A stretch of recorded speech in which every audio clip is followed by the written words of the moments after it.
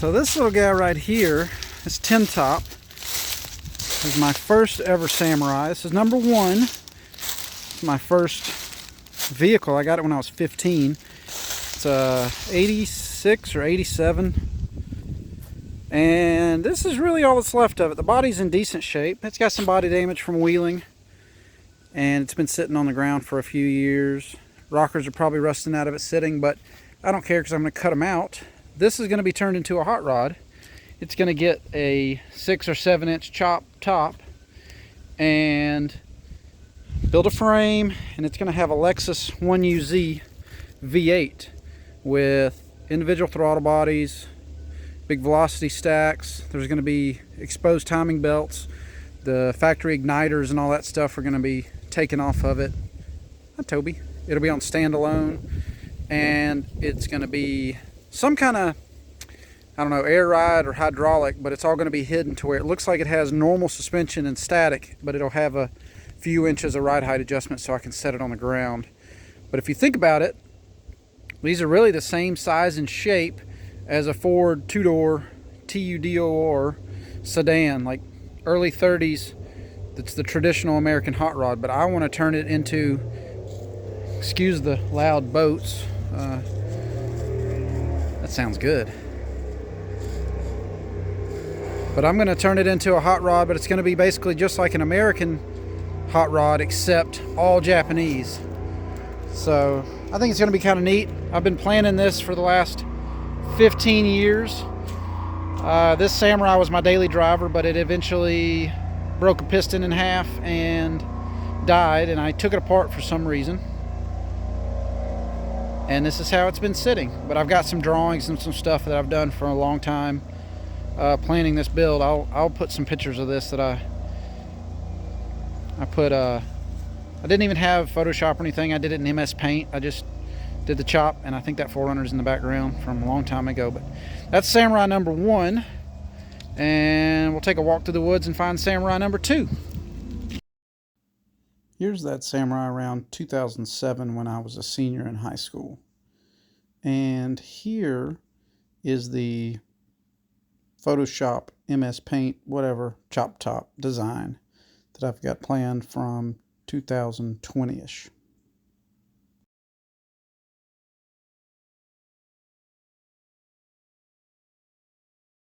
Samurai number 2 is down here in this bowl, which was our drift track.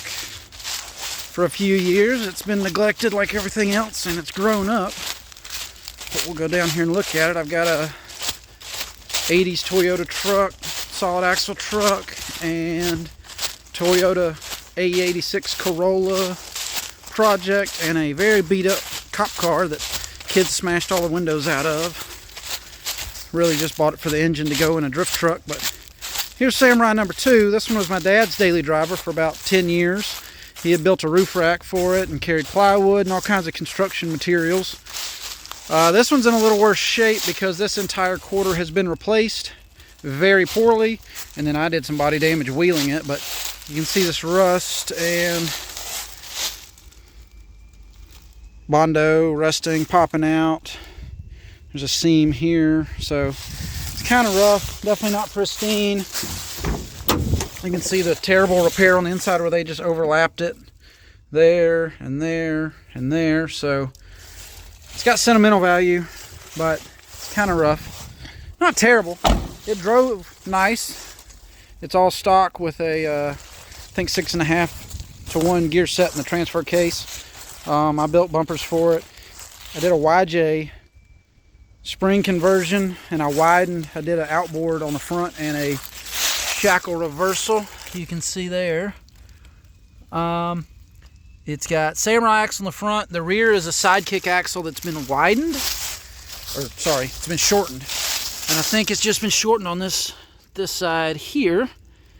And as soon as I got this together, I did a test drive right here in the woods, and I was driving it and flexing it up on a tree, and it snapped the rear axle shaft, and it's been parked ever since. And unfortunately, I didn't know what kind of axle shaft it took, and then later I figured out that since that side was shortened, it was a factory, just a Samurai axle shaft on that side. So I've got a couple extra Samurai axles from the other Samurais. I ought to throw another shaft in it if I can get the one out of the diff. Those wheels and tires are off of a different one. These are the wheels and tires for it. I made these rock rings. They're just welded on 3/16, but I did that to protect the valve stem because I always rip valve stems out of everything I drive, including my fancy method bead locks on my Land Cruiser. That the valve stem is like protected up in the spokes, and I still somehow broke one right off not too long ago. So that's Samurai number 2. It's neglected also, just like all of them, but it's still got good bones, as they say, and got good potential. I need to get it going again. I daily drove this one for a few years too. Good little Samurai. This Toyota truck I don't know what to do with. Probably gonna pull the cab off and scrap the rest. Save the front axle. Apparently the motor's blown up in it. It's a fuel injected truck though, so might save the wiring harness and all that stuff for another one I've got. We'll see about that. Let's see, we'll go look at Samurai number 3 now. So having a lift with a low ceiling height is a blessing and a curse. It's great when you're working on short stuff like cars, but when you're trying to work on tall stuff, the rafters get in the way, and you can see where I've notched that beam and moved and added another beam below it. But this at least gets us up in the air some. So here you can see stock Samurai front axle with a spring over pads welded on. We've got this cradle we saw earlier for the Sidekick transfer case. Looks like a fuel filter, an inline fuel filter that's kind of sketchily clamped on. I'm assuming this is a fuel injected model Samurai because I don't see a fuel pump anywhere, so it must be an in-tank pump. What else do we have? Sidekick rear axle. One thing I noticed is there's a lot of slip yoke showing at full droop. That's a good 1.25 inches, 1.5 inches there. So we'll have to see how that does. Like I said, I may swap this stuff out. I don't know. No front drive shaft. Factory cross member is gone. They left that much. The rest of it is gone. Oh, they left that much up there too. But if I put the Samurai transfer case back in, we'll have to do some work to get it to bolt back in, but that's not a big deal. I don't know if you can see that. I don't know if the front axle is going to clear the oil pan at full bump. Looks like it's got the factory bump stops in it, so that might be a little interesting. We'll see. This thing has not driven down the road to my knowledge. I have no idea. But if that's an issue, we'll address it. Work on it soon. Oh, dryer just kicked back on, but here's the rest of the shop. We got a mill. Got an old German lathe. Drill presses, shrinker stretcher, rollers. Just some random stuff. Oh, yeah. Old Civic race car that I never finished. Big ass bandsaw, which is just a collect-all for stuff. A lot of junk. Got way too much stuff in here. Need to get rid of some of it. But that's the 5-minute tour. So we'll go look at some other Samurais now. Here is Samurai number 4, and this one obviously has a 3-inch body lift. It has YJ conversion, missing link, Dr. Z setup, which sticks out a lot. Some 33-inch swampers that don't hold air, and let's see, this one has a 1.6 8-valve carbureted. Runs great. Yeah, kind of messy wiring. I think it still has a wiring for fuel injected motor, but I'm not sure. But I think all that's under this cover here. But this thing runs great. I haven't had it on any steep hills, so I don't know what the carb does or even what it is. It's a Weber, but I don't know what size. Fairly clean. It's got a header, you know, typical stuff. Probably makes 90 horsepower. Who knows? But the funny part is inside. So it's got these seats that I don't know if they came out of a bulldozer or what, but very height adjustable, but you sit too high in it. Like with them all the way down, you still sit too high. These are a joke. They're hooked to the headrest. They don't even, these would not help you in any situation at all. I don't know if they fold. With the body lift, the shifters are all messed up. The previous owner has extended them, so yeah, a little bit of interference. I guess he didn't care. I have not done anything to this vehicle at all except drive it around some. I got plans for it when I get to it. But the axles, the Toyota full width axles, I was going to put under the tan one. I'm thinking about putting under this one now. But we'll go look at that one, which has been moved to the backyard because it was taking up valuable driveway space. This Toyota truck needs some work. I moved the front axle forward for rears in the front and moved the steering box. That needs finished. And it needs an oil pan put back on it. But this one, since you last saw it, I guess this is number 5. The front clip has been removed. Engine's still toast. Block's cracked. It's good for nothing. I guess the alternator would still be good. Power steering pump, but engine itself is garbage. I've been playing around a little bit with some modeling of this. You saw me scan it in the last video, and I've played around with the model of a 80 series axle in it, trying to figure out shock lengths, shock mounting locations, all that kind of stuff. Kind of boring. I got another Samurai frame here, the front clip, but not much progress, honestly. Yeah, it's kind of sad, but I got a lot going on right now. So it's on the back burner. Plus the whole engine being toasted thing kind of put a hamper on everything. I was hoping that the engine would have been all right. It's definitely not. So we'll figure out what to do with it. Oh yeah, Sidekick. That one's automatic. It's got E-lockers. A couple little things. There's the other one that I lifted, and oh, I'll show you something cool with that one. We'll go back up here if we can see it. So these are the tires that were on my Land Cruiser when I bought it. They're like 32.5s or something.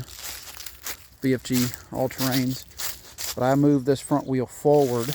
So if we can look under here, you can see all of this is sheet metal. It's all 3/16.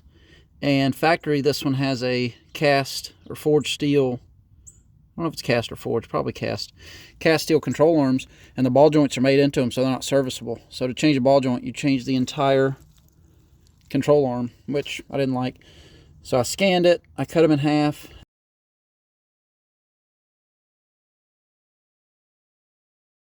and I made these, which weld into place, but then you can use non-sport Sidekick ball joints that bolt in.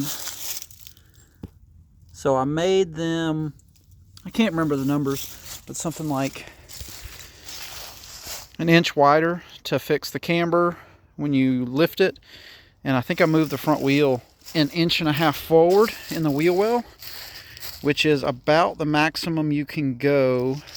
I did that to get clearance right here for when you turn, so it doesn't rub there.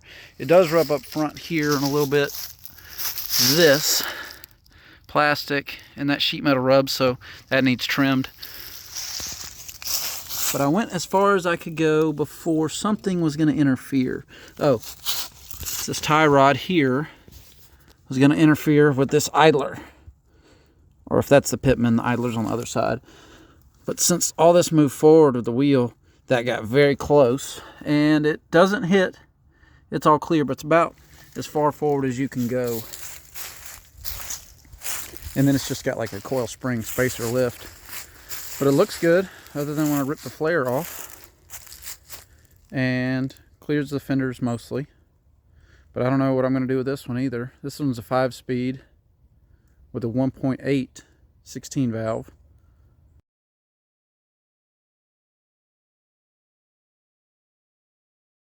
Same engine as the automatic one down there, but I got way too many vehicles, as you can see. Oh yeah, and a Miata, and all kinds of stuff. And then we've got the old F-250 workhorse, which is full of scrap at the moment. I got my Volvo wagon I'm going to be working on here soon. I'm doing a 5-cylinder 07K Volkswagen engine swap. I'm going to widen the wheels on the inside. Got the old Land Cruiser, which has seen better days. It needs a driver window, needs some doors. Yeah, it's seen some action. It's been on its side a few times. It works well when it works, but it's got some issues right now. That's about it. Here's your update. Here you can see the rough model I've been working on of the Tan Samurai. This has a Land Cruiser 80 front axle scanned in, and it's just 3-linked at the moment. Yeah, you can see the Panhard bar there and the 2 lower links. It's got the 40-inch tires and the method bead locks off my Land Cruiser scanned and modeled in, just for a kind of reference there. And I only scanned half the hood, so you can see that sketch is the other half, so you can see clearance. Here I'm just kind of looking at how the axle articulates. There's no constraints or anything like shocks or shock mounts. That's kind of what I was playing with and trying to figure out where I was going to locate stuff. But this is kind of to show you there is progress happening, just nothing physical that you can see other than this model. But it's kind of neat to just play around with it, change the steering angle, look at how everything cycles. I still haven't decided what axle I'm going to use, whether it's going to be the mini truck axle or the 80 axle. The 80 axle has a lot of benefits. Obviously, you can swap the high pinion diff into the mini truck axle, but the bigger ball knuckles give you a lot more steering angle, which would be nice. You may have noticed in the top corner of that screen this image that popped up. This is a Ducati 749 I am currently building, and you can see I'm doing a sheet metal girder front end for it to be different. So that's another project I'm working on currently. And another project is this 1969 MGB GT, which I'm putting a Yamaha FC09 3-cylinder motorcycle engine in just for fun. So as you can see, I've got quite a few projects going on all at once, and I kind of bounce around from one to the other with no real order, just kind of what I feel like working on at the time. So if you see something you like and you want to see more on that, just comment and I can give you more details on it and work on it some more. So thanks for watching.